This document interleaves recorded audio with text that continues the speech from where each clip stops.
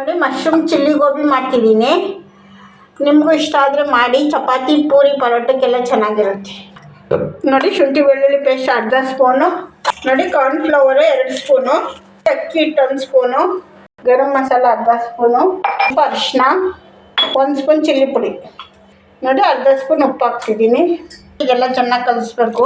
ನೀರು ಹಾಕಿ ಸ್ವಲ್ಪ ಕಲಸಾಗಿದೆ. ಇವಾಗ ಮಶ್ರೂಮ್ ಹಾಕೋತಾ ಇದ್ದೀನಿ. ನೋಡಿ ಚೆನ್ನಾಗಿ ಕಲಿಸ್ಕೋಬೇಕು ಈ ಥರ ಮಶ್ರೂಮು.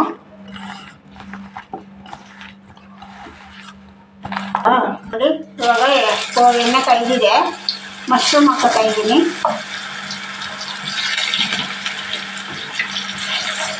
ಬೆಂಡಿಗೆ ಎತ್ತಾ ಇದ್ದೀನಿ. ಬಾಣಲಿಗೆ ಎಣ್ಣೆ ಹಾಕೋತಾ ಇದ್ದೀನಿ 2 ಸ್ಪೂನ್ ಅಷ್ಟು. ಬೆಳ್ಳುಳ್ಳಿ ಹಾಕೋತಾ ಇದ್ದೀನಿ. ಇವಾಗ ಸ್ವಲ್ಪ ಬ್ರೌನ್ ಹಾಕಬೇಕು. ಬೆಳ್ಳುಳ್ಳಿ ಹಾಕೋತಾ ಇದ್ದೀನಿ.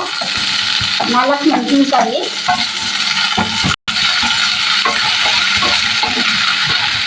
ಅದೇ ಅರ್ಧ ಸ್ಪೂನ್ ಉಪ್ಪು, ಕ್ಯಾಪ್ಸಿಕಮ್ 1 ಕಟ್ ಮಾಡಿ ತಗೊಂಡಿದ್ದೀನಿ ಇಲ್ಲಿ. ನೋಡಿ 1 ಚಿಕ್ಕ ಟೊಮೆಟೊ ಹಾಕ್ತಾಯಿದ್ದೀನಿ. ಗ್ರೀನ್ ಚಿಲ್ಲಿ ಸಾಸ್ 1 ಸ್ಪೂನ್ ಹಾಕ್ತಾಯಿದ್ದೀನಿ. ನೋಡಿ 2 ಸ್ಪೂನ್ ವೆನಿಗರ್ ಹಾಕೋತಾ ಇದ್ದೀನಿ.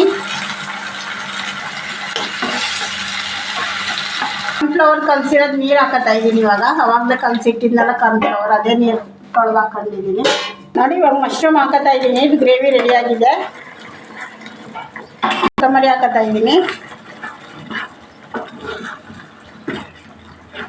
ನೋಡಿ ರೆಡಿಯಾಗಿದೆ ಇವಾಗ ಮಶ್ರೂಮ್ ಚಿಲ್ಲಿ ಗೋಬಿ. ನೋಡಿ ಮಶ್ರೂಮ್ ಚಿಲ್ಲಿ ಗೋಬಿ ರೆಡಿಯಾಗಿದೆ. ನಿಮ್ಗೆ ಇಷ್ಟ ಆದರೆ ಲೈಕ್ ಮಾಡಿ, ಶೇರ್ ಮಾಡಿ, ಸಬ್ಸ್ಕ್ರೈಬ್ ಮಾಡಿ.